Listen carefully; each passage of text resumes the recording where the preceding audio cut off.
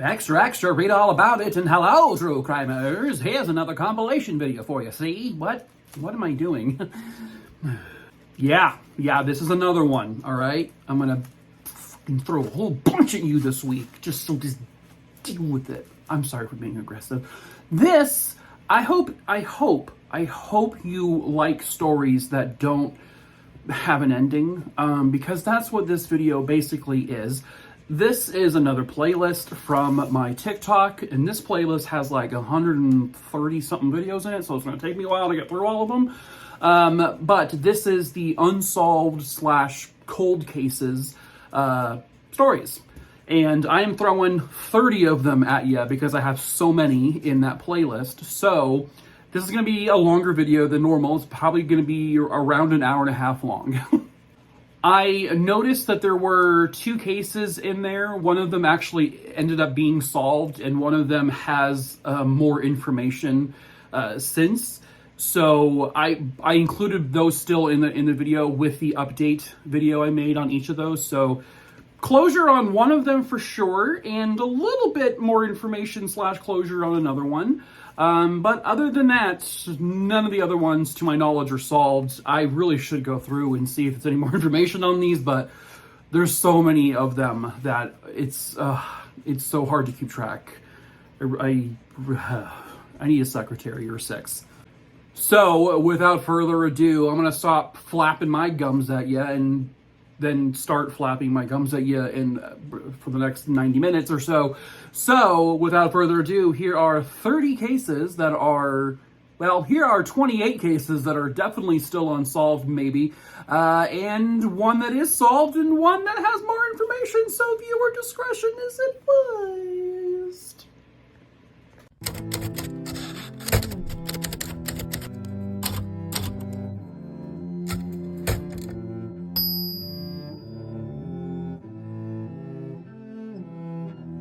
Do you know Bible John?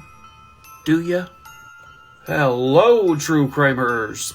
This is the case of Bible John. Viewer discretion is advised. Pictured here behind me is the Barrowland Ballroom, and that's located in Glasgow in Scotland. On the night of February 22nd, 1968, 25-year-old Patricia Docker would go to the ballroom to have some fun. She was a nurse, and she was a divorced mother of 1 child. It's believed at some point that evening she left the ballroom with an unknown man. And then on the morning of February 23rd, 1968, her body would be found. Her cause of death was she was strangled, but she also had severe blunt force trauma to her body, mainly to her face. Unfortunately, there was almost no evidence to collect, and her murder went cold very quickly. This was Jemima McDonald. She was a 32-year-old mother of 3. On August 16, 1969, she attended the Barrowland Ballroom. She was having a good time, and people saw her mingling with an unknown man. A man who apparently would throw in some biblical verses while talking to her. The 2 of them were seen leaving the ballroom sometime after midnight. A couple days later, her body would be found. She had been found murdered inside of like a rundown building. She was strangled to death, and she had significant blunt force trauma, and she was also sexually assaulted. Her case, unfortunately, also went cold. This was 29-year-old Helen Puddock. She too was a mother, and she too would go to the Barrowland Ballroom. October 30th, 1969. She had gone there with her sister Jean, and they had met a man who called himself John. He also would quote Bible verses to them. Jean said that this man was very well spoken, and they just got along really well. The 3 of them would leave Barrowland Ballroom and get a cab together. Eventually, Jean went her separate way, and Helen and the unknown man were left together. October 31st, 1969, her body would be discovered near a drain pipe. She was strangled to death, and she was beaten. This is one composite drawing they made on the man known as Bible John, because of his Bible verses he quoted. And this was given by Jean, Helen's sister. Oh, they would also make this one, which was more accurate. I think he's a Weasley. And then they made this very refined version. Police had almost no evidence, really no witnesses to any of the murders. They had virtually nothing. And this man, he killed 3 women. He clearly liked that ballroom, but then he never showed his face again. This is what he would look like, possibly, today. Serial killer Peter Tobin was suspected to be him, but that was ruled out. So who the fuck was Bible John? A beloved nurse would be murdered, and her killer is still at large. Hello, true crimerers. This is the case of Sherry Crandell. Viewer discretion is advised. Sherry was a registered nurse living in Prince George County, Maryland, and she worked at Prince George's Hospital. The mother of 3 had started working at the hospital in 1990. Shortly after 9:30 p.m. on January 14, 1998, a housekeeper at the hospital, Edna Brown, she would enter Sherry's office. And there, to her horror, was the body of 50-year-old Sherry Crandell. Police were called right away, and the office she was found in was completely ransacked. This was an obvious robbery, likely gone wrong. They believe that Sherry likely interrupted a theft in progress, and, well, I guess she had to be silenced for it. At her autopsy, it would be shown that she had been strangled to death, and she was also sexually assaulted. Her killer did leave his DNA behind. Police interviewed hundreds of men who worked at the hospital, and almost all of them willingly gave their DNA to test, and all of them were cleared. There were a few holdouts who would not provide their DNA, but police said those men in particular are not considered suspects anyway. Perhaps the most shocking aspect of all of this would come from Edna Brown, the woman who discovered the body. She told police in this taped interview that she actually saw the murder happen. She claimed she was walking by the office area and she saw a man kneeling over Sherry. At first, she said it looked like he was trying to help her, but then obviously not. She did say she got a pretty good look at the man. Here's the problem. Edna Brown has some mental disabilities. She is labeled as someone who is very slow-minded, and some people think that she did not understand what she was witnessing. As a matter of fact, her interview got lost in all the evidence and all the shuffle, and it wouldn't be uncovered again until 2020. But unfortunately, Edna Brown has since passed away. In the year or so prior to Sherry's murder, there was a series of thefts happening within the hospital, people stealing TVs, that kind of thing. Sherry sent an email. "I am not satisfied with the response and the repeated acts of theft. I want to go on the record and voice my fear that the next incident may involve a personal assault. This was too close." By all accounts, Sherry was just fed up with all the theft, which is very unusual to be happening at a hospital in general. But this could lead to possibly being an inside job. But here we are, 2022, 2 decades later, and they are no closer to finding out who killed her. Very few leads and almost no suspects. Will Sherry ever get her justice? This may be the image of a killer, or at the very least, someone who knows what happened on 50 Old Colony Road. Hello, true crimerers. This is the case of Barry and Honey Sherman. Viewer discretion is advised. Barry Sherman was a 75-year-old pharmaceutical billionaire. He was the CEO of Paetz Incorporated, and he was considered the 12th wealthiest man in Canada. He would marry Honey in 1971, and together they had 4 children. Now, Honey's parents were Holocaust survivors. Both were very much involved in the Jewish community, and both showed tons of support towards Israel. Given Barry's work and his position there, litigation was something fairly common in his life. He was also very involved in lobbying in Canada. Pictured here is their home in Toronto, and it was located on 50 Old Colony Road. They were actually in the middle of selling their home and having a new home built. On December 14th, 2017, Barry did not show up for his work at Paetz, something that's incredibly unusual for him. Honey had also missed appointments, also unusual for her. On December 15th, 2017, realtors who had access to the lockbox were going to be giving a tour of the home, not expecting Barry or Honey to be there. The tour of the home is going really well. That is until they get to the indoor pool. When they walk in, they find the bodies of Honey and Barry Sherman. Both of them had leather belts tied around their neck, and they were attached to the rail guard. Eventually, the autopsy would show that they died of, essentially their necks were broken, and it was ruled a homicide. In fact, there was no forced entry in the house. There was an open window inside the house, but they did that on purpose because they had just painted the room and they needed to air out the smell. And it was left open about 6 inches. Nothing appeared to be stolen. The house wasn't ransacked. Something pretty strange, however. In the home, they had these 2 pretty cool looking statues. The interesting thing is the way they are positioned is the exact same way Honey and Barry were positioned by the pool. Almost identically, as if someone was sending some kind of message. In fact, some of their relatives think this may have been something to do with their support of Israel. Maybe retaliation from the many litigations? The only suspect they have is this man. This is the only person that police have not been able to verify who they are, and no one has come forward to say that they are this person. They've even tried using cell phone towers to see if they line up with anyone, and this is right outside the home. He is a giant mystery. Police also believe that multiple people could be involved in this, but this is still unsolved. What happened on 50 Old Colony Road?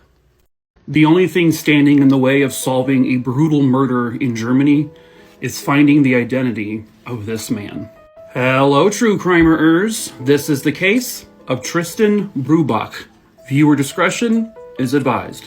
Tristan was born on October 3rd, 1984, and he lived in Frankfurt, Germany. He was described as being a super shy kid. He liked to spend a lot of his time kind of just on his own, playing with animals. He was a huge animal lover.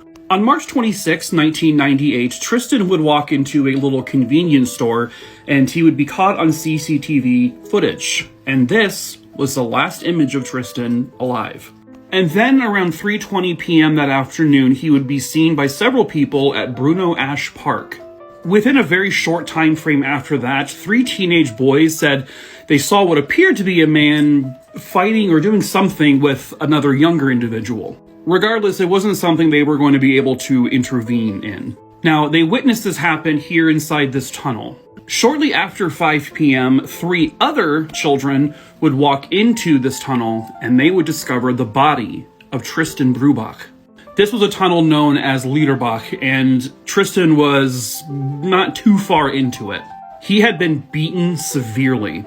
There was also indications that he was strangled, but ultimately the cause of death, he had 1 cut across his throat. The 3 teenage boys earlier had literally witnessed his murder, but they had no clue that's what was happening. They were able to get a fairly good look at the older man, and when they came forward, there were other people who saw a very similar man with a ponytail in the vicinity of this tunnel and also at the park nearby. The witnesses kind of came together and they came up with this composite drawing. He was a very light complexion, light blonde hair with a ponytail, and he had what looked like either a cleft lip or possibly a scar above his lip. Now, this man did not just kill Tristan. He also took trophies. He had removed the boy's private part, as well as parts of his buttocks and flesh from his thighs. The weapon he used was laying right there next to the body. They were able to get fingerprints. Police did a massive fingerprinting excursion. They were able to get the fingerprints of hundreds and hundreds and hundreds of men, but none of them ever matched. There has yet to be a match to this very day. 1 year later, in Niederhausen, about 15 miles from where Tristan was killed, they found his book bag. But inside were documents from Czech Republic. Police believe the suspect may come from Slovakia. These are the contents. There have been false leads and false confessions, and his murder remains unsolved. A, B, C, D, E, F the sky, he is a serial killer. He looks like this, yes? Hello, true crimerers. This is the case known as the Alphabet Murders. Viewer discretion is advised. Welcome to Rochester, New York. The date, November 16th, 1971. And this was 10-year-old Carmen Colon. On that day, she was told by her grandmother to go pick up some medications from the nearby pharmacy. When she got to the pharmacy, the medications were not ready yet. The people who worked there said that Carmen then left and got into a vehicle. Some witnesses said they saw a man lure her into the vehicle, and then she was never seen again. She would be reported missing that day, but sadly, 2 days later, her nude body would be discovered. She had been sexually assaulted, her skull and her spine were fractured, and she had been choked. A billboard went up to see if anyone could provide information about her murder, but to this day there has been no official answers. This was 11-year-old Wanda Walkovich. She was running an errand for her parents on April 2nd, 1973, also in Rochester, New York, but she never returned home from the errand. The following day, her fully clothed body would be discovered. It appeared that she had been thrown from a vehicle and just disposed of. She was also sexually assaulted. There was male DNA left behind, and her cause of death was she was strangled. This was 11-year-old Michelle Mayenza. She was reported missing on November 26, 1973, after she failed to return home from school. Around 3:30 that afternoon, a witness said they saw her sitting in a vehicle with an unknown man. They said it looked like she was crying. This was a composite drawing of the man that the witnesses saw with Michelle. Her body was discovered on November 28, 1973. She was fully clothed, she looked like she had been thrown from a car, she had been sexually assaulted, and she was strangled to death. The reason why this is called the alphabet murders is because of their names. CC, Carmen Colon. WW, Wanda Walkovich. MM, Michelle Mayenza. Police aren't 100% positive that all three girls are linked to the same killer. There is suspicion that Carmen's uncle Miguel killed her, and then the other two girls were killed by someone else. Likely by whoever this is. Another suspect is Jesus. This man who has celebrated his 1400th birthday, Joseph Nassau, who is being held together by tape. He killed 4 women. All 4 of them had that same 2 of the same initials thing. But great-great-great-grandfather times DNA did not match the girls. And this case is still unsolved. Hello, true crimeers. This is the case of Anita Knutson. Viewer discretion is advised. Anita was 18 years old and she was one of 3 adopted children. She grew up in Butte, North Dakota, and she had a wonderful life. It was a very loving environment. She got along amazingly with her adopted sister and brother. By 2007, she was studying at Minot State University, and she was studying to become an elementary school teacher. They say that teaching was definitely in Anita's blood, and she was born to be a teacher. But unfortunately, she wouldn't get to do that. Anita lived here with a roommate in Minot, North Dakota, and on June 3rd, 2007, her family was having a hard time getting a hold of her. They repeatedly tried to call her, but they were getting no responses, which is highly unusual for Anita. Again, they were a very close family, and they always responded to each other. Her father, Gordon, he knew something was wrong. They would also discover that Anita did not show up for her job at the Fairfield Inn. She didn't even call out or anything. So on the morning of June 4th, 2007, Anita's father, Gordon, drove to her apartment. He knocked on her door repeatedly, tried calling her, but he was getting no response. They noticed that one of the screens for a window to her apartment was cut and on the ground. So Gordon, along with 2 maintenance men, busted the door down. And inside they found the body of 18-year-old Anita Knutson. She was lying face down on her bed, and she was covered in a robe. There was no indication of sexual assault. There was nothing stolen from her apartment. Her car was right outside. The rest of the apartment didn't show any signs of foul play. They would find the murder weapon, which was like a really tiny, like a pocket knife.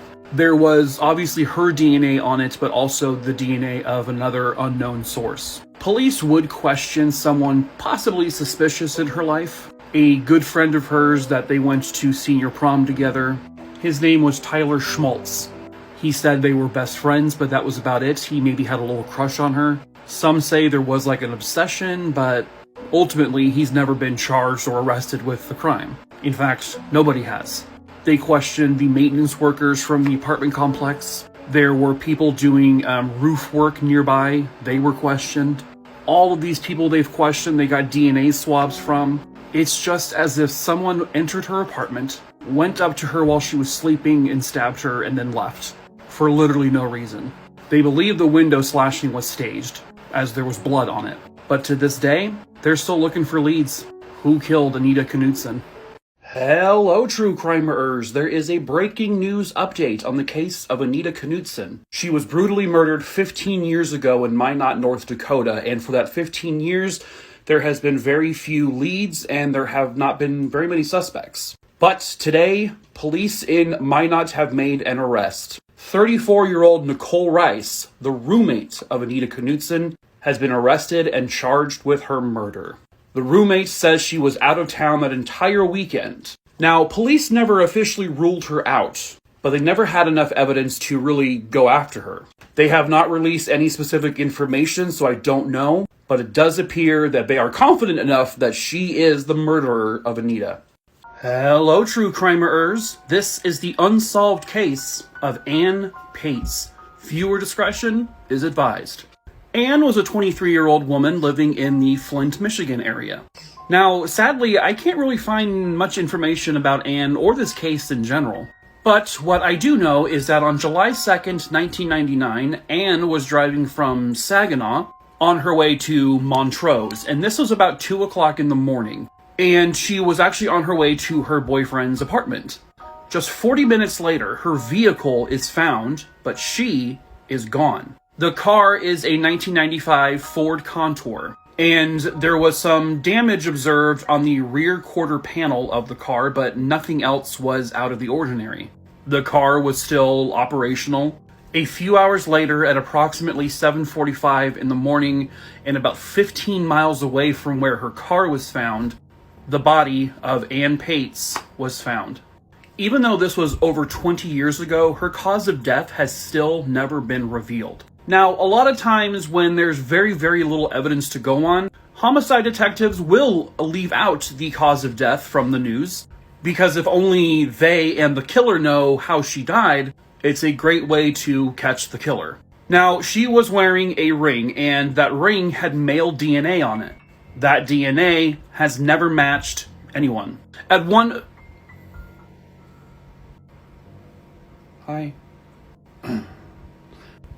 point, this guy, Jeffrey Willis, he was considered a suspect because he had murdered 2 other women in the area in similar fashion. But unfortunately, his DNA did not match the DNA on the ring. Police believe that Ann punched her assailant directly in the face, and that's why his DNA is on the ring. Go, girl. But sadly, there's just nothing else. As recently as 2019, they were offering a $4,000 reward for any information. So if you were in the area on July 2nd, 1999, near the Saginaw, Michigan area, and you recognize this girl, or you recognize this vehicle, please let authorities know. You can report stuff anonymously. Let's not keep her family suffering for any longer than they need to be. Hopefully, one day, she will get her justice. This is the last known photo of JonBenet Ramsey. Hello ho ho, true crimerers. It is December 1st, and it is time to kick off our Christmas series. Viewer discretion is advised. Now, I am just going to stick to the facts, and I will not speculate on anything. And in the comments below, I would suggest you do the same. JonBenet was a 6-year-old girl living in Boulder, Colorado. Her parents were John and Patsy, and she had an older brother, Burke. The last time anyone would claim to see JonBenet alive was at 10 p.m. on Christmas Day, 1996. The family had gone to a friend's Christmas party, and then when they got home, JonBenet and Burke were put to bed. At approximately midnight, now on December 26th, a neighbor would say he saw the lights turn on in the Ramseys' kitchen. At 2 a.m., another neighbor reports hearing a loud scream coming from the Ramsey home, followed by some sort of metallic or concrete sound. At approximately 5:30 a.m., Patsy wakes up and sees this 3-page note. This was at the back staircase, and it was obviously handwritten. It was a ransom note. Pause and read this if you want. Essentially, they said that JonBenet has been kidnapped, and the ransom is demanding $118,000. The suspicious thing about that exact amount was that is also the exact amount of Christmas bonus that the father, John, had recently received. The police are called at 5:52 a.m. in a calm and kind of bizarre call from Patsy. At 10:30 a.m., the father, John, he leaves mysteriously for about an hour. He said he had to go check the mail, but that couldn't be true because the mail is delivered through a slot in their door. In an unbelievable twist, JonBenet is found in the basement of their home at 1 o'clock in the afternoon. JonBenet had a skull fracture, and she was strangled to death. She was bound with duct tape. The thing about the room where she was found, because initially they're suspecting an intruder, the window they would have entered had an undisturbed cobweb covering it. It would have been broken had someone climbed through the window. The brother, Burke, was interviewed by police. He claims he slept through the whole thing.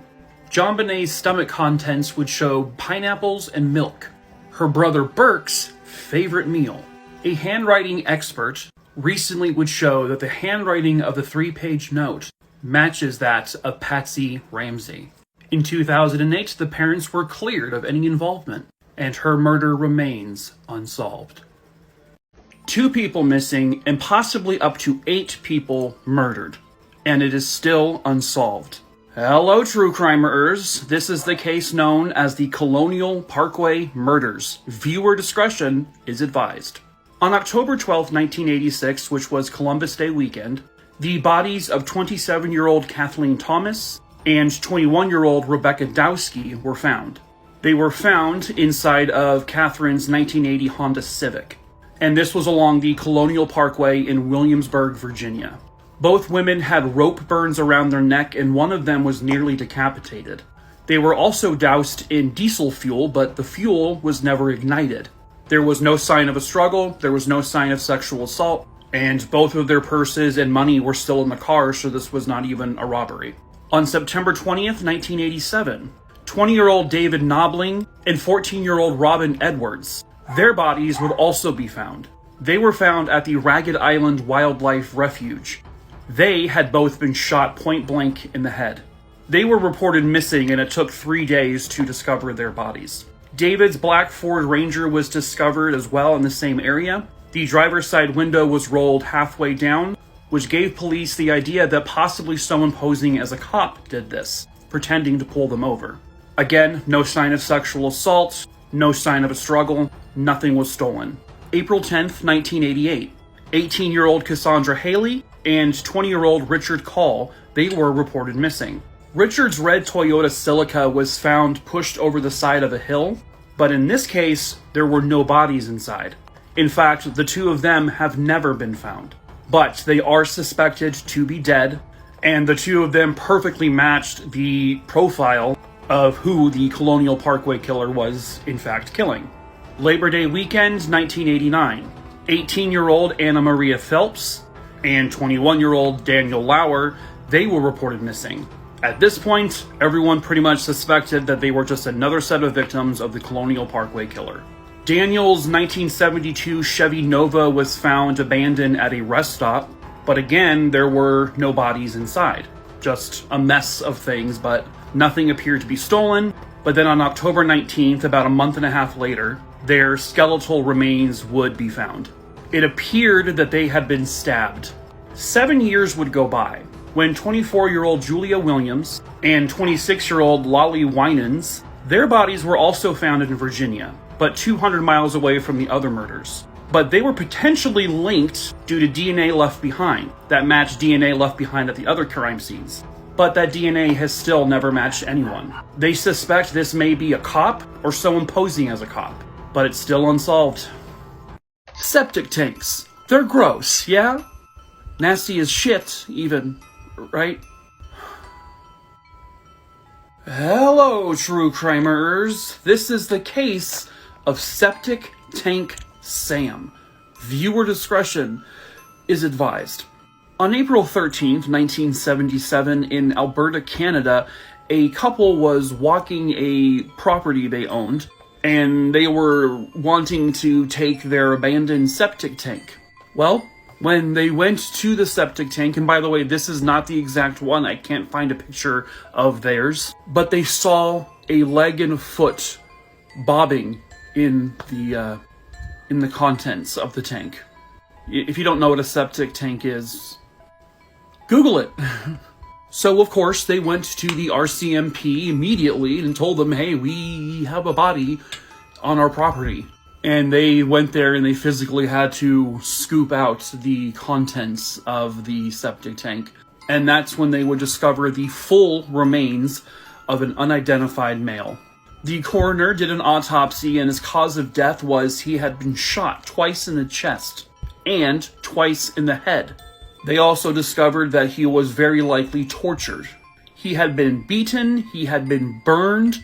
They even determined that he was sexually violated with a very sharp instrument. The coroner said that the sexual mutilation was so horrific that it took him months to even figure out it was, in fact, a male. He was still wearing a gray t-shirt and he had a denim kind of overshirt. He was wearing blue jeans and still had on some shoes. He was wrapped in a yellow bedsheet and was tied up with a rope. Police would make a couple of clay moldings based on his skull, hoping that someone would recognize who it was. Originally, the RCMP's people said that this was likely a Caucasian male. But after his body was exhumed in 1979, a coroner would determine he was actually indigenous and roughly 30 to 35 years old. It took 44 years. On June 29th, 2021, using the genetic genealogy DNA stuff they do now, that the body belonged to a 26-year-old man named Gordon Edwin Sanderson, who in fact was indigenous. He was born and raised in Manitoba, but he was living in Edmonton at the time of his death. The last time anyone ever saw him is when he said he was going to go visit people in Calgary. His family did file several missing persons reports, but quite honestly, there was not much of a resemblance. And police never had evidence to connect him to the septic tank guy. Who killed him? That part is still unsolved. They have no leads, so there's still a mystery. A tale as old as time. Was she in Jaws? Lady of the Dunes. Hello, true crimerers. This is the case of the Lady of the Dunes. Viewer discretion is advised. July 26, 1974. A mystery would begin that still haunts Provincetown, Massachusetts. A young girl was walking her dog along the Race Point Dunes when they came across the decomposing body of a woman. The woman's body was buzzing with insects. There were two different sets of footprints near the body and also tire tracks about 50 yards away. The coroner would speculate that she died roughly 2 weeks before she was found. She was lying face down on a blanket, and there was no sign of a struggle, there was nothing in disarray. Police believe that she was actually already laying there, maybe just basking, when either someone that she knew or someone surprised her and just attacked her. This is one of the many images they kind of came up with to show what she looked like. She was between the ages of 25 and 40. She was missing several teeth and had some dental work done. She was about 5'6", 145 pounds. But to make matters stranger, both of her hands were missing and one of her forearms was also missing. Her cause of death was strangulation, and also part of her head was crushed. The strangulation, which was likely done by some sort of rope or wire, was so bad that it actually nearly decapitated her.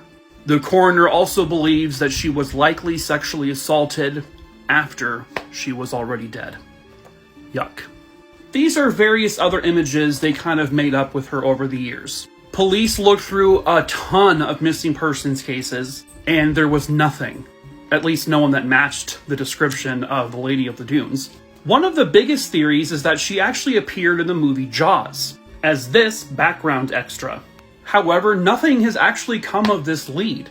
but it's the most popular opinion about who she is. It doesn't appear that anyone actually knew who the actress was, because she was just an extra.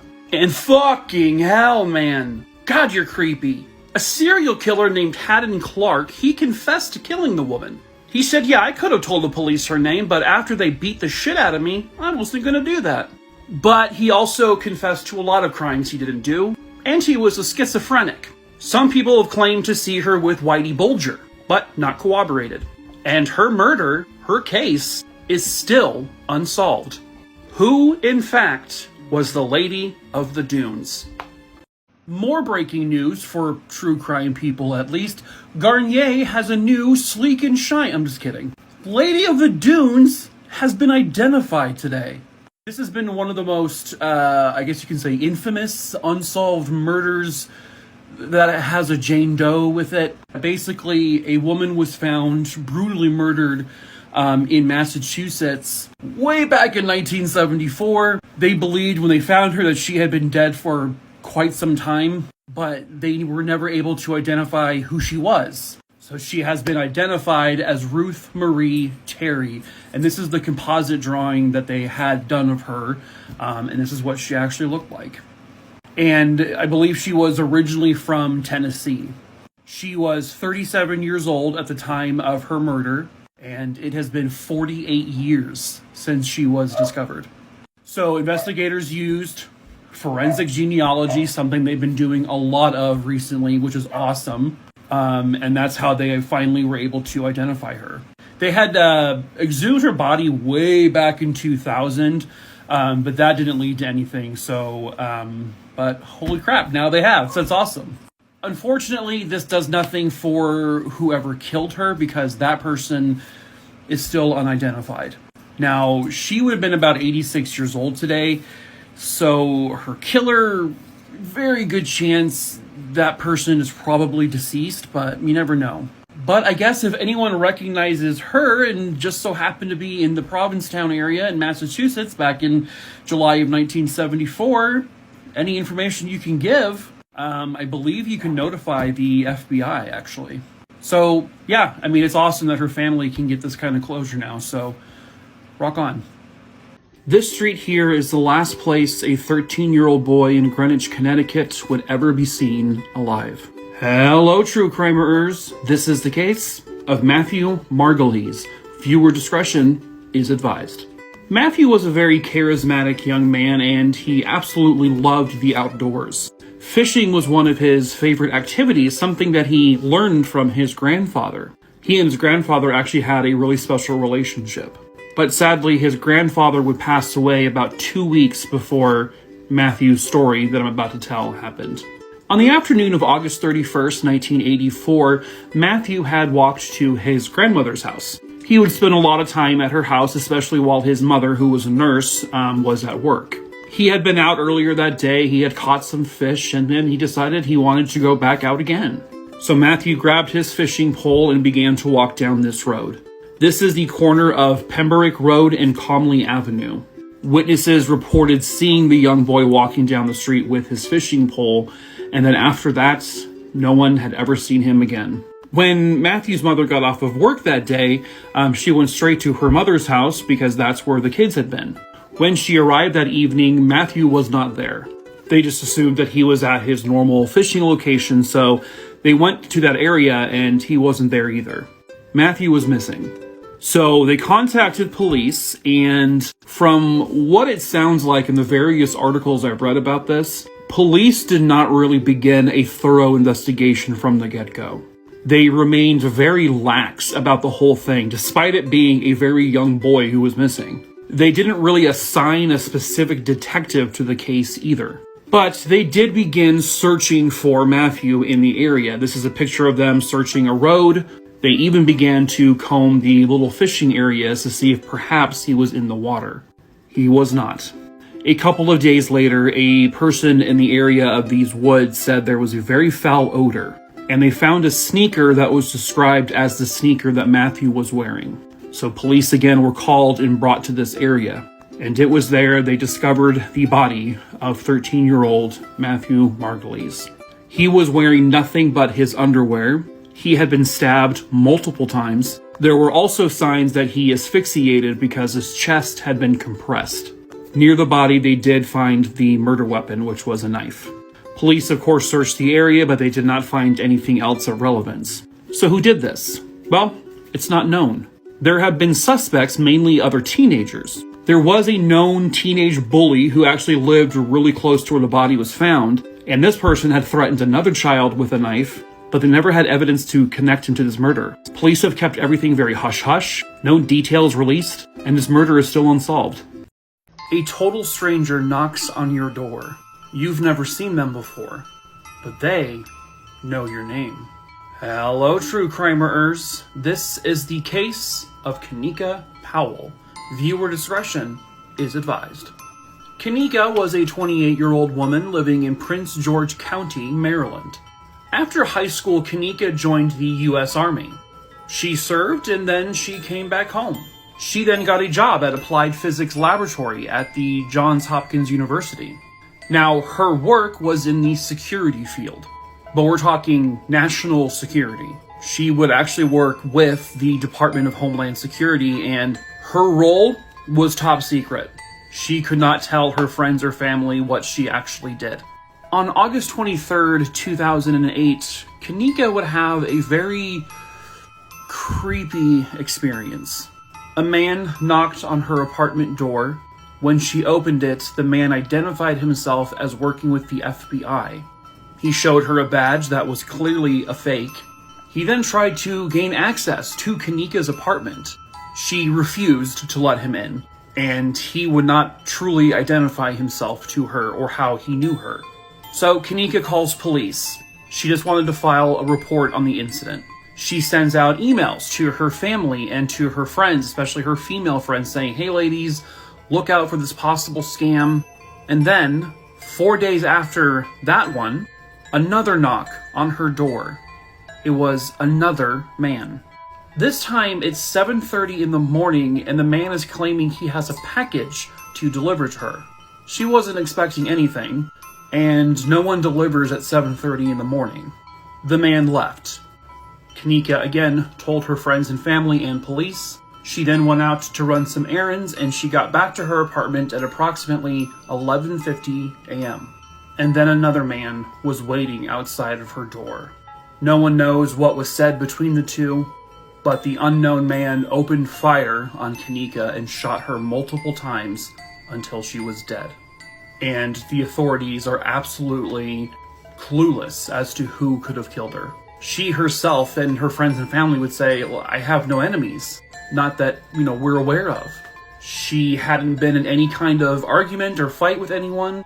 This was just a truly bizarre and very creepy murder.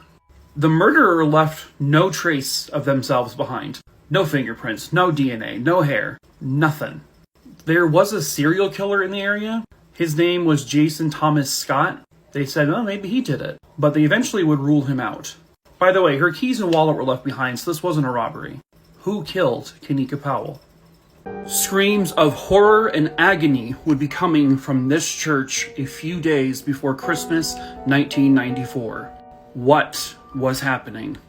Hello, true crimerers. It is time for another Christmas murder story. Viewer discretion is advised.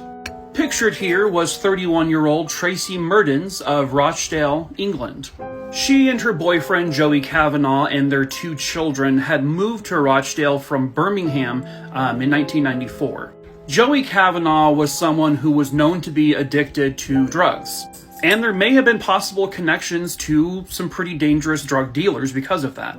At one point in the summer of '94, Tracey left Joey, and Tracey and the kids were staying with a sister of hers in Rochdale.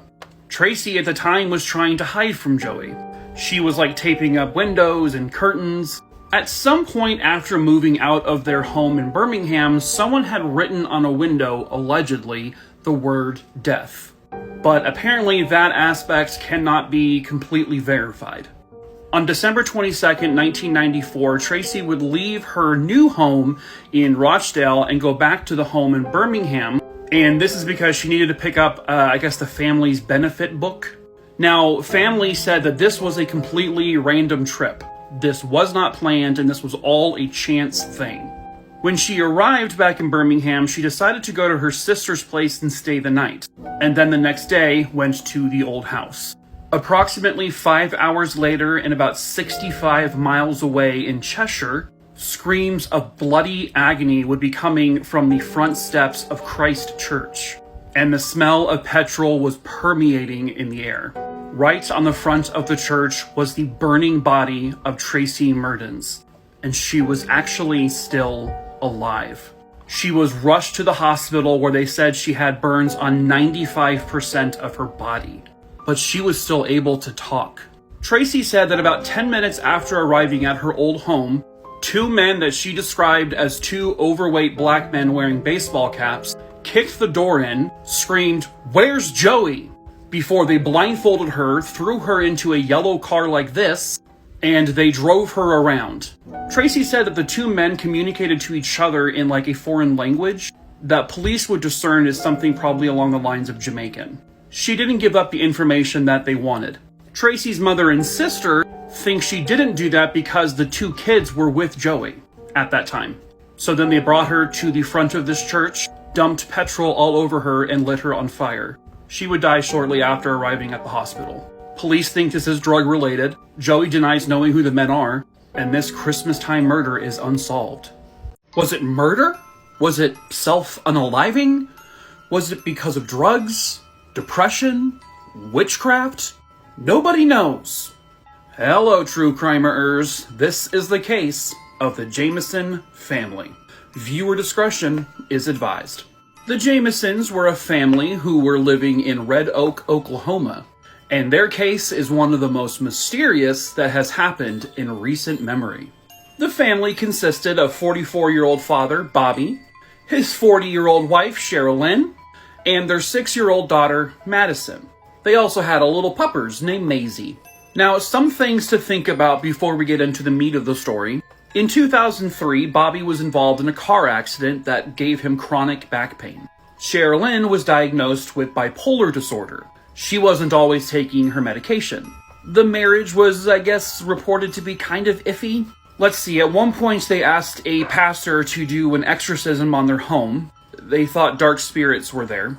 Madison was reportedly talking to an imaginary friend in their home, so they got a satanic Bible for their house. Bobby would inquire about special bullets to kill ghosts. They were both basically considered very depressed and had acted just very strangely. On October 8th, 2009, the couple would begin to load up their white pickup truck. The footage is from the security cameras they had installed there recently. It shows the husband and wife just sort of coldly walking back and forth. People describe it like they're in a trance, just not talking to each other, loading the truck. Yeah, it's just very bizarre footage. You can watch it on YouTube. The plan was for them to head up to the Sambois Mountains. The family was considering moving up to the mountains for a change of scenery. They got up there, they met with a landowner, and then the family kind of went off on their own to some quiet location where this distressing kind of photo of Madison was taken. People said that there's no way her parents were taking this photo because she wouldn't be looking like that if they were. She appears to be very nervous, scared, upset. But then shortly after this photo was taken, the family would vanish. On October 17th, 2009, the white pickup truck would be discovered. The family wasn't in it except for their dog Maisie, who was malnourished but alive. In the truck was Sherilyn's purse, both of their cell phones, $32,000 in cash. No sign of a struggle. Now, this area is known for meth heads and meth dealers, and meth cookers. Could the family have accidentally stumbled into someone doing something? Well, it wouldn't be until 4 years later that the family's skeletal remains were found. Their cause of death is not really known. Was it a satanic thing? Was it meth related? Was it a murder-suicide thing? Did they witness something they weren't supposed to? To this day, nobody knows. Japan has over 2 million vending machines, and in 1985, someone would use them for murder. Hello, true crimerers. This is the case known as the Paraquat murders. Viewer discretion is advised. Pictured behind me is Fukuyama in Hiroshima, Japan. In 1985, Is that a man vending machine? I want one of those. Sorry. In 1985, a fisherman by the name of Haruro Otsu would go to a vending machine to quench his thirst, but also to get his daily vitamin intake. He put in his money and he wanted to get some Oranemen. I believe it is a vitamin C beverage. He pushed that button and 2 bottles came out. It's like winning the lottery. But, unfortunately, when he was about halfway through the second bottle, the 52-year-old man began to feel very ill. He was brought to a nearby hospital. The doctors could not explain his sickness, and the next day, he died. And then it happened again, and then again, and then again, and then again.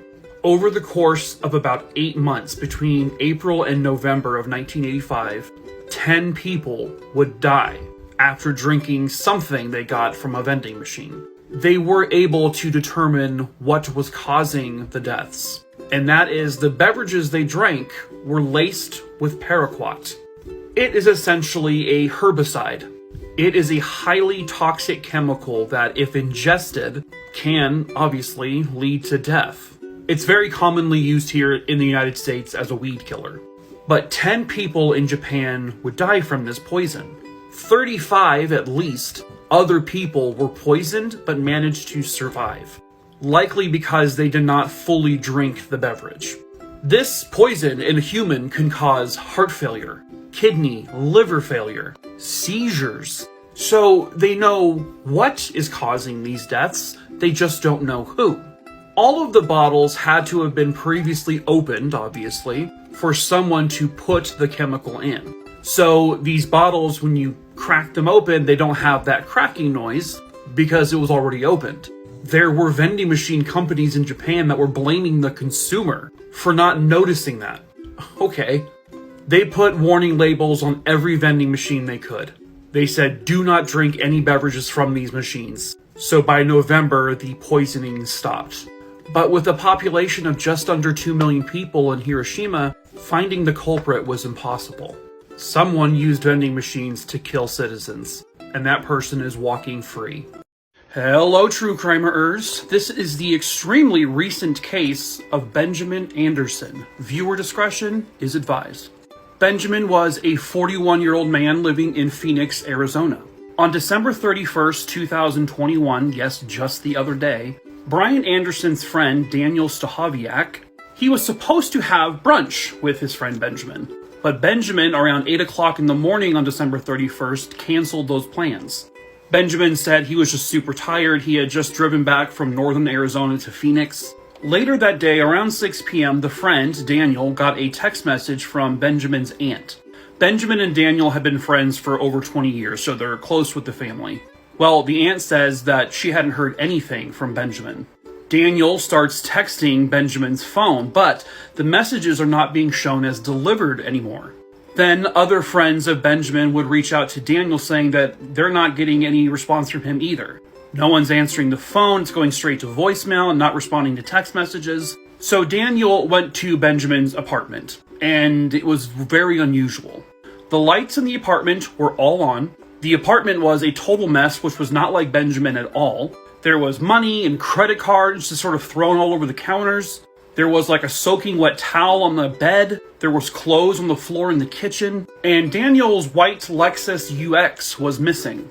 Daniel was able to guess the password to get into the Find My Phone app to see if he can find where Benjamin's phone was. The last time it pinged was on New Year's Eve, December 31st at 9 a.m. Now, at this point, the police have been contacted, so he's reported as missing. The friend then calls Lexus to see if they can track where his car was, because it was newer and it had GPS in it. Lexus said they had to get a request from the police, but for some reason, Phoenix PD wouldn't do it at the time. So Daniel pressured Lexus again, and finally they got the location of where the car was, or where it last was. The friends kept looking at hotels in Phoenix, and they finally found the car. In a Sheraton parking garage off the I-17 in Phoenix, they found his white Lexus with 3 strangers sitting in it. 3 people they had no idea who they were. The friends immediately called police. The 3 people in the car sped off. The friends tried to chase him, but it got dangerous, so they stopped. At 4 a.m. on January 1st, the friends found the car. It was completely burnt out, and it was sitting in the parking lot of a UEI college campus. There were still items of value in the trunk, and the three people were nowhere to be found. Sadly, on January 3rd, 2022, just yesterday, the body of Benjamin Anderson would be found. The case was taken over by the homicide team, indicating that there was suspicion of a homicide, and that's where it stands now. If you recognize him, if you have any information, please call the Phoenix PD. What started as an overnight camping trip under the stars at Torrey Pines Beach would end in a nightmare. Hello, true crimerers. This is the case of Barbara Nantais. Viewer discretion is advised. Torrey Pines is a beautiful little community in the San Diego, California area, an area I'm very familiar with as I used to live in San Diego. It's actually named after the tree Torrey pine, which is the rarest pine tree species in the United States. Fun fact for you. On August 12, 1978, 15-year-old Barbara Nantais would go camping and surfing on one of Torrey Pines beaches with her boyfriend, Jim Alt. Barbara was a very popular girl at school. She had just made the cheerleading team. Jim, her boyfriend, who was 17 years old, was also very popular. He was considered the type of person who would always get a party started because he was the life of the party. Barbara and Jim would be accompanied to the camping trip with their friend, Rick Selga, and he brought his girlfriend with him as well. As the surfing and all that was winding down, Barbara and Jim wanted to have their own private time, so they found a private little spot down the beach to hang out. Rick and his girlfriend went into the station wagon they all came in, and they slept in there. So by 9:30 p.m., the two couples were separated. The very next morning, Rick and his girlfriend were very suddenly woken up by Jim Alt. He was banging on the car's window. Rick had only recognized Jim by his blonde hair. His face had been beaten to a bloody pulp. He really couldn't even speak. So Rick, in a panic, shot up out of the car and ran to the beach to find Barbara. And he would find her. She had been absolutely ravaged. She was severely beaten. One of her breasts was mutilated. It's evident that she was sexually assaulted, and then she was strangled to death. Jim was rushed to the hospital while police were starting their investigation. Jim was not a suspect at all. He actually would go into a coma for several days. His injuries were not something that he could have done to himself, and they nearly killed him. When he came to from his coma, he had no memory of what happened. Police found a few rocks that were bloodied that were used to beat them. They did collect DNA, but at the time they didn't have a system in place to run anything. They also collected DNA from all of the sleeping bags. And then eventually when they would test the DNA later, they found Jim's DNA, Barbara's DNA. They found the DNA of the couple who was sleeping in the car, and then unknown DNA that didn't match any of them. That likely matched the killer. From what I understand, Rick has been ruled out too. But unfortunately, that's it. This case is still unsolved. They will continue running the DNA, hoping to get a match at some point. Until then, her family waits. The image you're seeing behind me is that of a home that burned down in 2019. A home where 17 years prior, one of the most baffling unsolved murder mysteries took place. Hello, true crimerers. This is the case of the Short family murders. Viewer discretion is advised. The Short family lived here in this home in Oak Level, Virginia, a house that was rather secluded, but there were still people within the area. The father, Michael, owned a mobile home moving company, where they just transported mobile homes. The mother, Mary, worked there with him, and they had a 9-year-old daughter, Jennifer. The family was last seen together alive on August 14th, 2002, around 11 p.m. They had gone through a Burger King drive-thru together. It's believed after they got home, they went to bed sometime around midnight. And then the events that occurred between midnight and 9 a.m., no one really knows exactly what happened. A coworker of Michael's would go to the house around 9 a.m. because they had plans together. But when the coworker walked into the open garage, he saw Michael lying face down on the couch that he had in there. Michael had been shot once through the head. The police were called, and when they arrived, they then also found the body of Mary. She was lying on their bed with one gunshot through her head as well.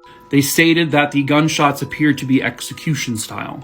When they looked in 9-year-old Jennifer's room, her bed was in disarray, but she was gone. There were no traces of Jennifer anywhere in the house. Nothing in the house was stolen, nothing was ransacked. Whoever did this cut the phone lines to the house, which indicates that this was a pre-planned attack. But authorities have never been able to determine who was the main target. There were rumors that were spreading that possibly Michael wasn't Jennifer's father, because Mary had been allegedly stalked years prior, so people began spreading rumors. Was her stalker possibly the real father of Jennifer? No. It was determined that Jennifer was Michael's daughter. Michael had a beef with someone, 66-year-old Garrison Bowman. He was labeled a prime suspect in this. Something about Michael not moving a mobile home, but eventually he would be cleared and ruled out. But where the hell is Jennifer? Was she the target because she was the only one taken? The parents were just shot execution style. Sadly, a month later, her skeletal remains would be found about 30 miles away. She too had been shot through the head. So why do all that? Why did they even take her?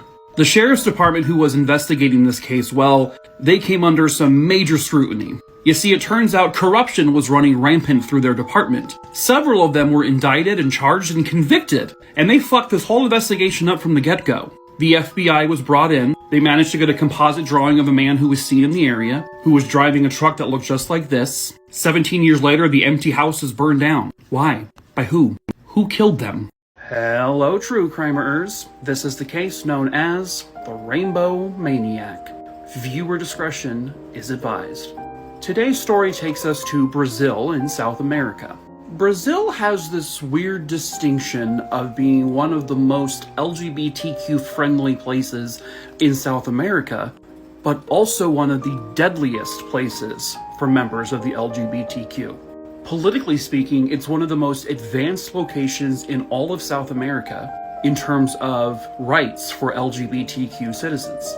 And yet, going back to 2017, there were at least 445 known LGBTQ-related murders or deaths in Brazil alone. And the most notorious LGBTQ+ killer in Brazil has still never been caught. This is an image from Paetz Park, which is located in Caracapuiba, which is in Sao Paulo in Brazil. Ooh, I'm getting fancy. Allegedly, Paetz Park is known as a hangout for prostitutes in the area, especially in the gay community. Between 2007 and 2009, at least 13 people, members of the LGBTQ+, were found murdered inside Paetz Park, dumped like they were just garbage. All of them had their pants down to their ankles. Police believe the killer did this to kind of just stick it to him, like destroy that person's character. 12 of the 13 victims were men. One was a transgender individual, and all but one were dumped in the park. The other one was killed in a hotel room. 12 of the 13 people were shot in the back of the head at least once, and then one of them was clubbed over the head until they died. This is police in the park stopping basically anyone who comes by to question them and search them. Now, the final victim had been shot 12 times, and this was in March of 2009. Police had very little to go with. They had nothing. No evidence left behind. The only connection between all victims was that they were members of the LGBTQ. They believe the victims were all killed by the same gun, except for the person who was killed by getting clubbed over the head. One witness came forward to say that they think they saw a police officer shoot someone 12 times in a park in March of 2009, and that was retired Sergeant Jairo Francisco Franco.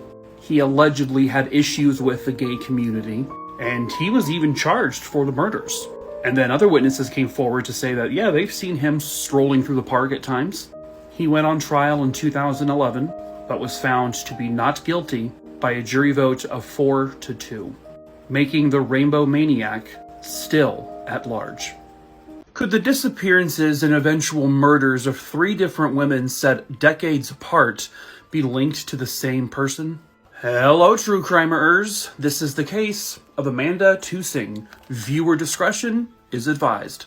Amanda was born in 1980 in Arkansas, and by June 2000, the 20-year-old was engaged to her boyfriend. She was a recent college graduate and she was very excited to become a veterinarian. But all of that would disappear on June 14th, 2000. Around 11:30 p.m. that night, she left her fiancé's home to drive back to her parents' house in Dell, Arkansas, about a 40-minute drive. But when her boyfriend couldn't get a hold of her by about 2 o'clock in the morning, he became worried. So he contacted Amanda's parents. They too hadn't heard anything from her. She wasn't home. So her fiancé and her father decided to drive the same path she would normally drive and meet halfway to see if they could find her. Unfortunately, they found her car, but not Amanda.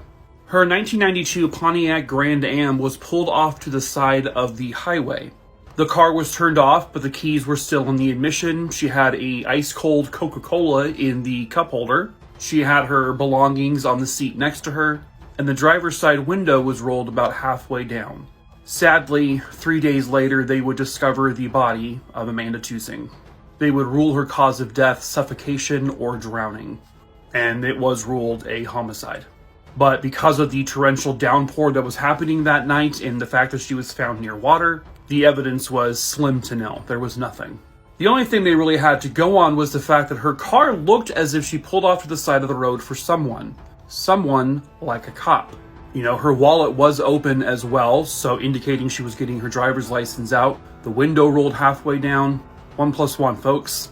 11 years prior to her disappearance and murder, another young woman who just graduated high school named Dana Stidham.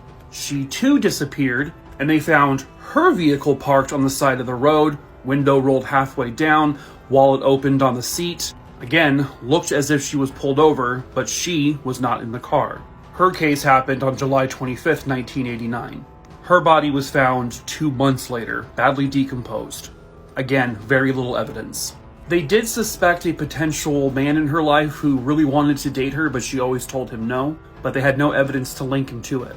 11 years after Amanda Tusing's death, on October 11th, 2011, 20-year-old Patricia Guardado would also go missing. Her car also found abandoned. 4 days later, her body was found. All 3 women found near bodies of water, all in the same area, and none of them have been solved. Hello, true crimerers. This is the case of Susanne Lindholm. Viewer discretion, it's advised. By 1976, Susanne was a 25-year-old working at the Helsinki airport, and this is in Finland. She was living with her parents and a couple of her siblings, and that would be in this apartment building. On the afternoon of August 8th, 1976, Susanne's body would be discovered in the cellar of the apartment complex building. She had been sexually assaulted and then she was strangled with one of her own shirts. When her body was discovered, she was covered with her own jacket and shirt and also a coat. A lot of times killers do that when it's a personal thing, but her killer has never been caught. So police began to backtrack to the night before to see where she had been. On the evening of August 7th, 1976, she would go out first with her sister. Around 10 p.m. that night, they went to a bar. They would then go to the Helsinki club. And at that club, that's when Susanne met up with a man. A stranger, she didn't know him. He was a Norwegian man traveling on business. At a certain point, Susanne and the man would go back to the hotel he was staying at, which was the Hotel Hesperia. Susanne's sister would split off from them around 1:20 in the morning, and she took a car back home. Susanne and the Norwegian man shared a couple of drinks. The two of them exchanged numbers, and then sometime around 3 a.m., Susanne departed the hotel. Alone. According to witnesses, at 3:10 in the morning, 2 different people would spot Susanne outside of the hotel. And that would actually be the final time that anyone would ever see her again. She had a fear of strangers and was not one to typically take cabs or cars because they're driven by strangers. She preferred to take the bus somewhere where there's more people on it. But there was none running at that time of day. So she allegedly walked home. People inside of the apartment complex where she would be found said they heard the voice of a man and a woman sometime between 3 and 4 in the morning.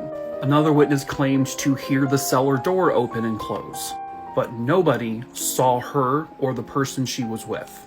Police would determine that if she was walking from the hotel to her apartment, there's no way she would have gotten there in time because her time of death was sometime between 3 and 4. They theorized that a stranger picked her up or forced her into his vehicle, or gave her a ride home, then forced himself onto her at the apartment.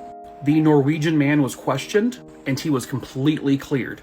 It's a very bizarre mystery, and to this day it is still unsolved. An entire family would be wiped out, and to this day, it's still not known who did it. Hello, true crimerers. This is the case of the Dardeen family. Viewer discretion is advised. 29-year-old Keith Dardeen and his wife Elaine, they moved to Ina, Illinois in 1986, and they did so with their 2-year-old son, Peter. They had purchased this trailer to live in and expand their family. And that was actually happening because Elaine had just become pregnant again. By 1987, Keith was working at Rend Lake Water Facility, and for a while they were enjoying living in Ina, but then it really kind of just became more terrifying for them. Over the course of the year and a half or so they were living there, the area had become pretty violent. There was reportedly at least 15 homicides in the 2 years that preceded this story.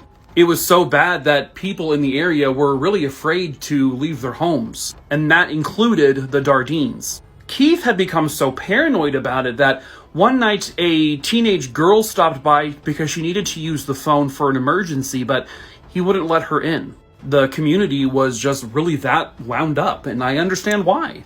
On November 18th, 1987, Keith failed to show up for work, and he hadn't called ahead of time to say he wasn't coming in. His co-workers and then his family tried calling the home several times throughout the day, but no one ever answered. So Keith's father got in contact with the local police department, and he met them at their trailer because he had a spare key, and they wanted to go inside to see what was going on. And when they walked in, it was gruesome. Inside the master bedroom, they found Elaine, Peter, and a brand new newborn baby. All had been murdered. Elaine and Peter were tucked into the bed. Elaine had duct tape around her wrists, her ankles, and all 3 of them had been beaten to death. Now, Elaine had not given birth to the baby yet, so police believe that the brutal nature of the attack caused her to give birth, and then the killer struck the baby dead. Keith was nowhere to be found, so of course they suspected he did this and fled. But the next day, that would be squashed. Keith's body would be found in a wheat field.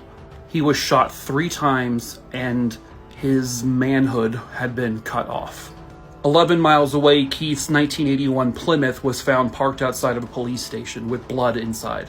Police had no suspects, really no usable evidence left behind. There was no affairs going on. There was no trouble at work.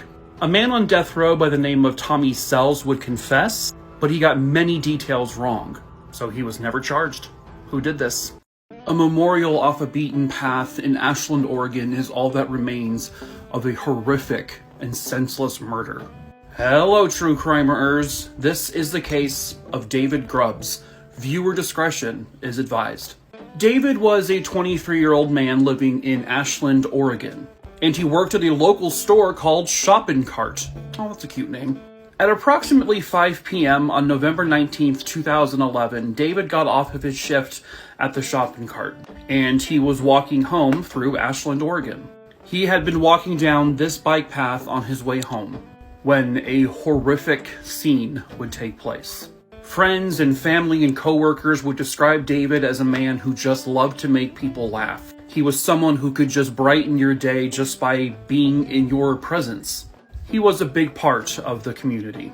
Later in the evening on November 19th, 2011, some passerbys would discover who they thought was a man sleeping on the ground on this bike path, the same bike path David had been walking down. Upon closer inspection, it was very obvious the man was not sleeping. He, in fact, was deceased. They observed multiple stab wounds across his neck, and he had actually nearly been decapitated. It was confirmed to be the body of 23-year-old David Grubbs.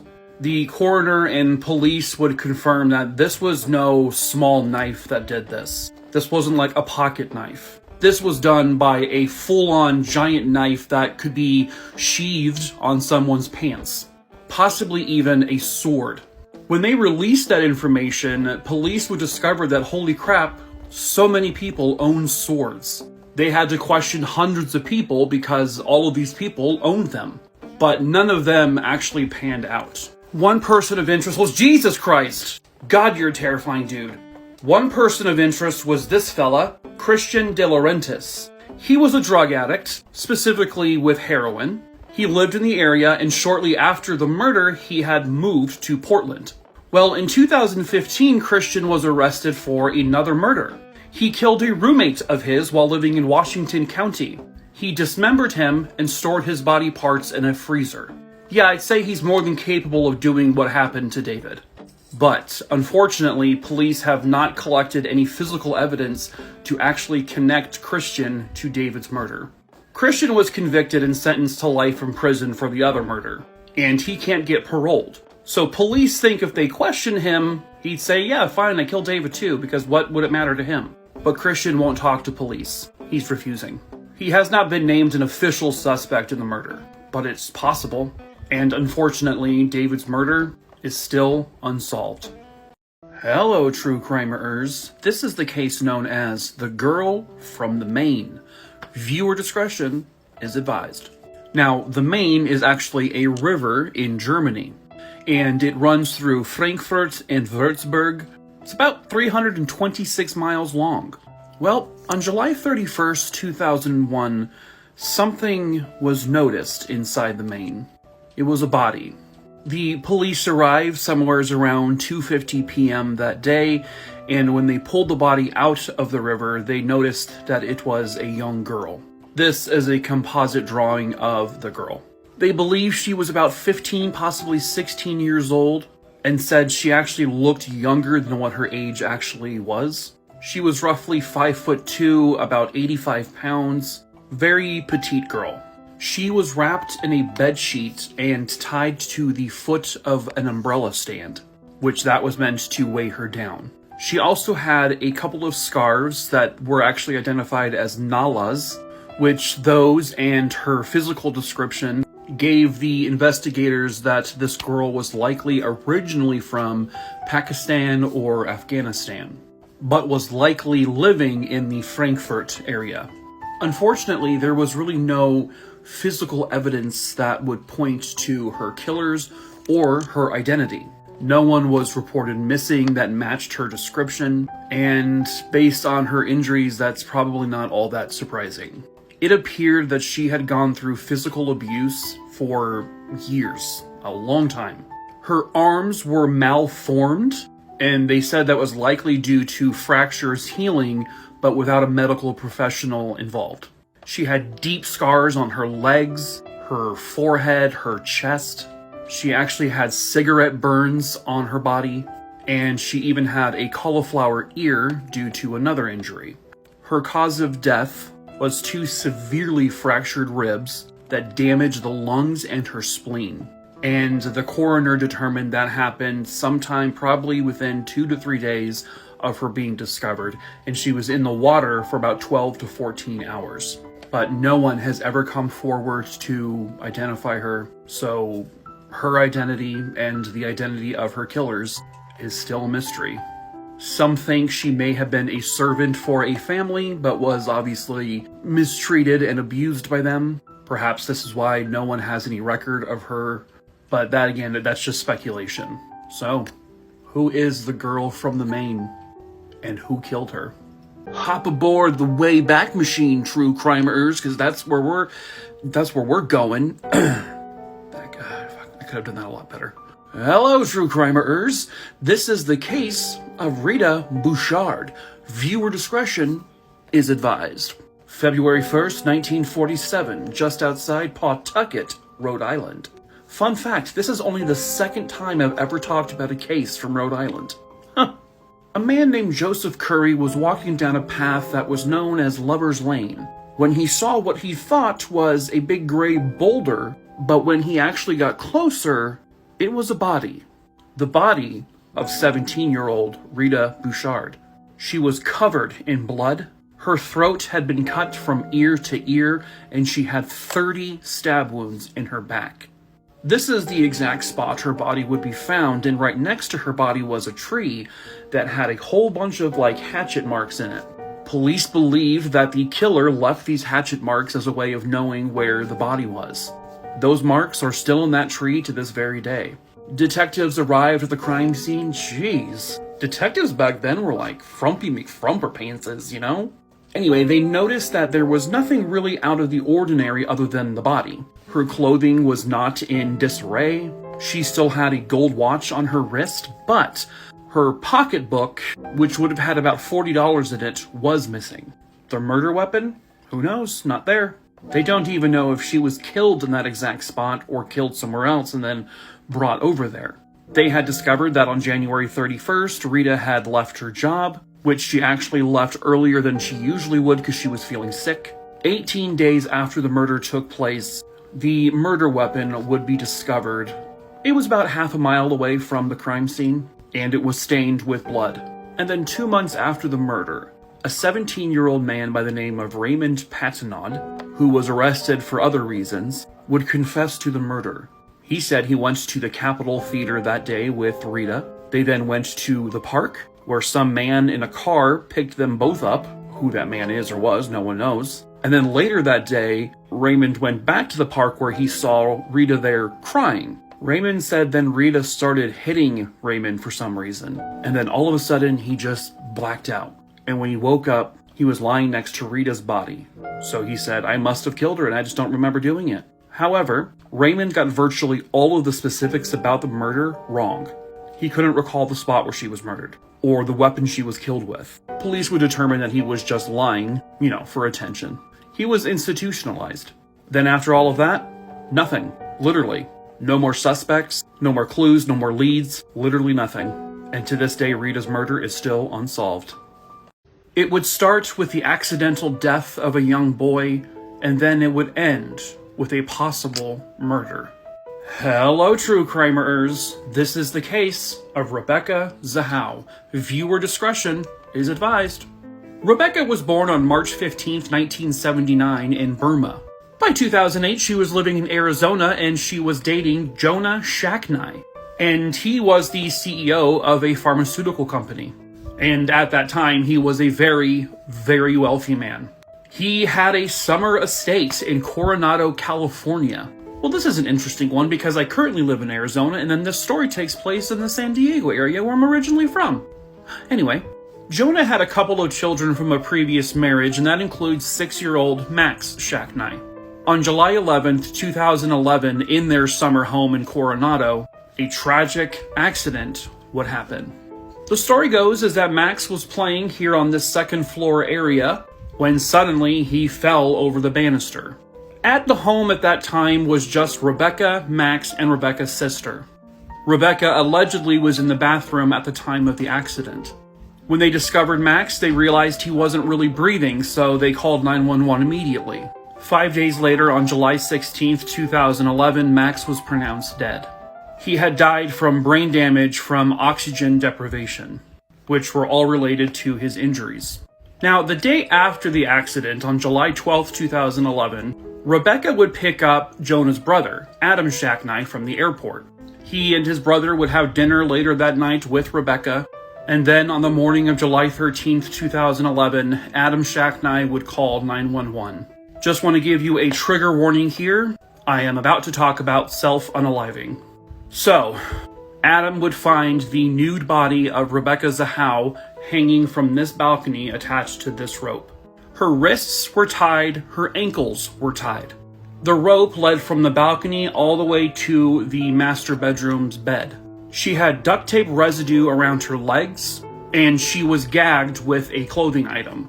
Adam would cut her down before police arrived, and after they investigated, they would rule that Rebecca's death was a self-unaliving.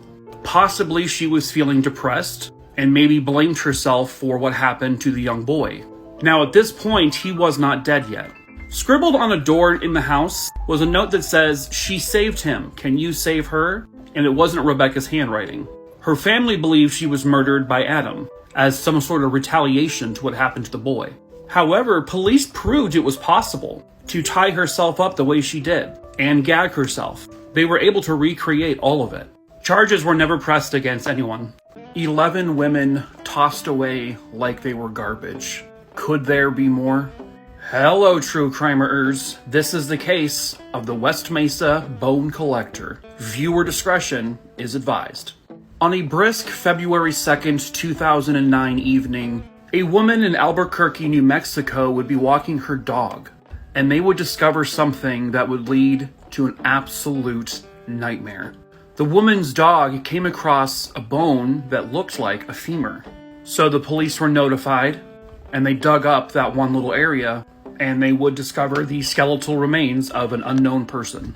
As they were digging, they found the remains of a second person, and then a third person, a fourth, a fifth, 11 total bodies buried in this one little area, all found in this undeveloped area.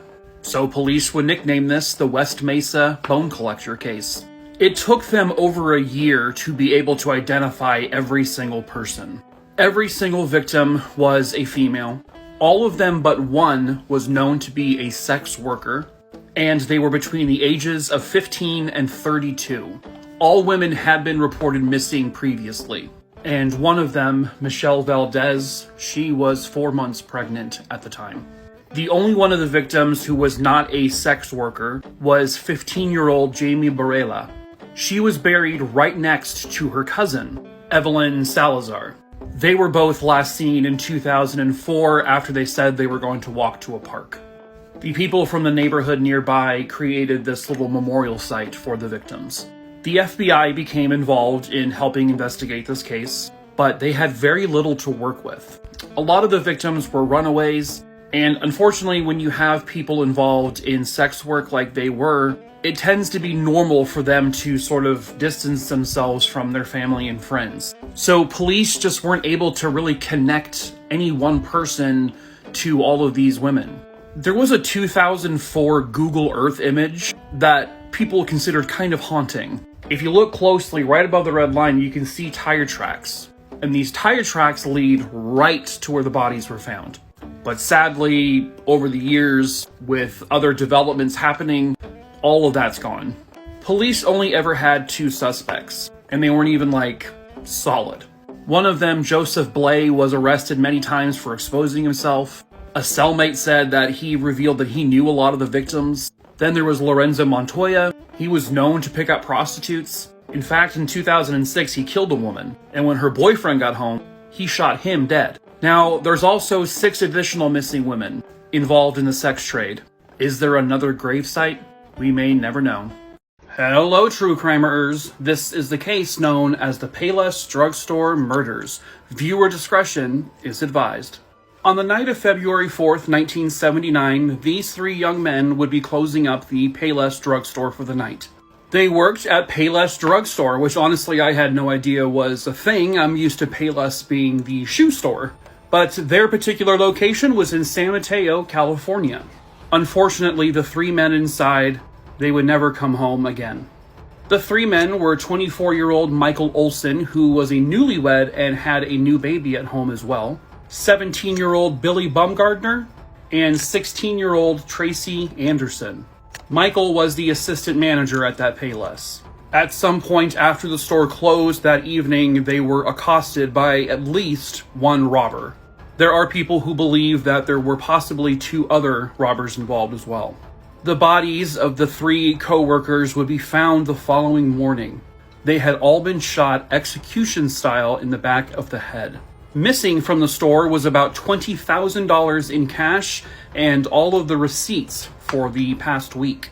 The reason why the Payless was targeted that specific day is because it was Sunday dollar days at Payless, which means there was a lot more cash than they would normally have in the building. The triple homicide happened sometime after 7:30 p.m., and police believe that the back door was likely rigged by the robber or one of the robbers so that they were able to get easy access. San Mateo police have gone over this case extensively. They have put thousands upon thousands of hours into investigating this case.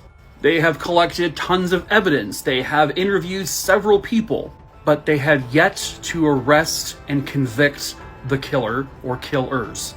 Police had a theory that this was partially an inside job, and they even arrested a Payless employee who they believed was part of this plot, but the charges had to eventually be dropped because there was not enough evidence connecting this person to the murders. And that was literally the closest they've ever gotten to even having a trial or arresting anyone. It has now been almost 43 years since the murders took place, and the San Mateo police have not given up on it. And they are still urging anyone to come forward with information. Again, you can report this stuff anonymously. No one needs to know. The families, the police are all holding on to hope that someone will do just that. The Payless has now since been turned into a Rite Aid store in San Mateo, and behind those windows a horrific murder took place, and they just want justice for these 3 young promising men. Hello, true crimerers. This is the brutal case of Diao Aiqing. Viewer discretion is advised. Diao was a 19-year-old college student at Nanjing University, which is located in the city of Nanjing, which is in China. She was only 3 months into her freshman year at the university when she would go missing. Around January 11th, 1996, Diao had some kind of argument with some of her roommates, and they were staying inside the university's dorm. After the altercation, she left the dorm room and then decided to go for a walk, which she told her friends and roommates that's what she was doing. And then, just like that, she was gone. She never returned to the dorm room. She never returned to any of her classes at the school. Diao vanished. And then, 9 days later, on January 20th, 1996, an absolutely horrifying discovery. It was a cold and very snowy morning, and a woman who was a street cleaner, she came across a small little parcel. When she unwrapped the parcel, it appeared to be some kind of cut of meat. And there were several parcels in that area. Don't ask me why, but she took them home to clean them off. But she was quickly in for a terrible surprise. In one of the parcels were human fingers. Scattered around the university's grounds were many, many, many parcels, all containing human remains. Now, I know a lot of my followers get curious and they Google the cases I talk about. I want to give you a fair warning. If you Google this case, you will see images that will scar you. I would urge you not to be curious about this one. Police would determine that they were the remains of Diao Aiqing. Her body had been dissected into 2,000 different pieces, each piece wrapped in some form of parchment and scattered around the campus. Some of the pieces were very large, some of them were very tiny. Some of the parcels were her internal organs, some was chunks of skin. It's an absolute horror show. But this case has never been solved. They have never gotten enough evidence to charge anyone in particular. They do suspect that a professional butcher or medical person was the suspect because the dismemberment was done with a lot of precision that only an expert could know. But this case has been at a standstill, and we're going on, 26 years. It's unbelievable. It's crazy. Her family just wants answers. They want justice.